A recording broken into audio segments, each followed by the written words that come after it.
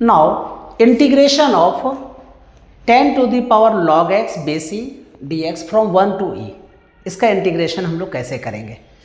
तो देखो ऐसे क्वेश्चंस में क्या करते हैं, put log x base e is equal to t. Clear है। तो x इज इक्वल, देखो अब log x base e is equal to t है, तो x इज इक्वल टू क्या हो जाएगा, e टू द पावर टी। क्लियर है।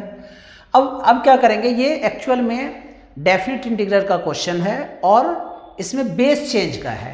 इसका मतलब है कि आपको चेंज करना है, लिमिट इसके चेंज करना है। इसी को लिमिट चेंज मेथड या बेस चेंज मेथड भी कहते हैं।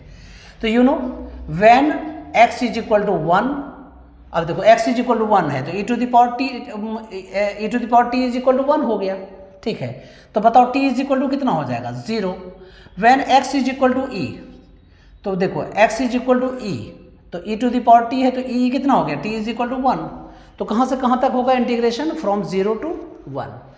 अब इसको सब्स्टिट्यूट कर दीजिए, इंटीग्रेशन 0 टू 1, यस और no, 10 to the power t dt, और dx इज इक्वल टू, पहले सॉरी dx भी तो निकालना है, तो dx इज इक्वल टू क्या लिखेंगे, e to the power t dt।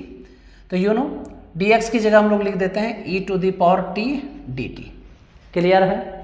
एक स्टेप ऐसा भी कर सकते हैं, from 0 to 1 10 e to the power t dt। देखो 10 टू द पावर t भी है, e to the power t है, तो इसको क्या लिखेंगे, 10 e to the power t।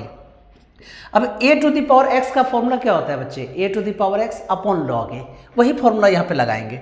तो 10 e to the power t है, तो इसको क्या लिखेंगे, 10 e to the power t upon a to the power x upon log a, यही होता है ना। तो upon log 10 e base e। Clear है। कहाँ से कहाँ तक, फ्रॉम 0 टू 1।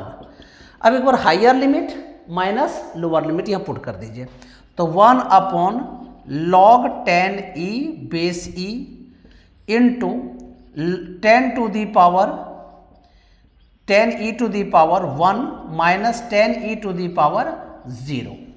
क्लियर है। अब देखिए 10 e टू दी पावर 1 क्या होगा, 10 ही होगा, और किसी भी नंबर पर एक्सेप्ट 0, अगर 0 पावर होता है तो इसकी वैल्यू 1 होती है। तो 10 e minus 1 upon log 10 e base e. This is your final answer, and this is very important for JEE Mains as well as advanced.